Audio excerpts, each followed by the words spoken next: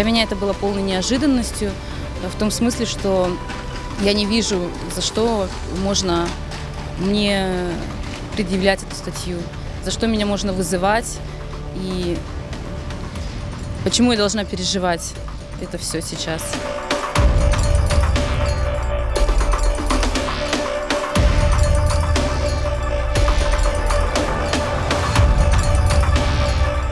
Для меня это тоже праздник.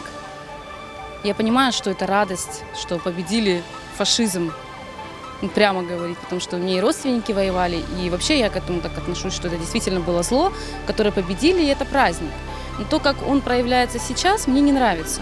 Всего лишь. То есть разница между тем, как относиться, не уважать праздник, как День Победы, и относиться к тому, как его сейчас празднуют.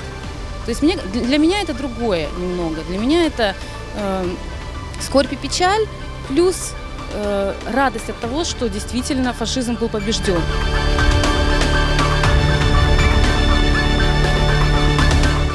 Gece keli deniz tına, yüreğim tınmay, күзлер келе, yaşlar tola, yüreğim tınmay, sevgi келе, көзлерім тоя, yüreğim толмай, resimlerini toldura boya, yüreğim хара.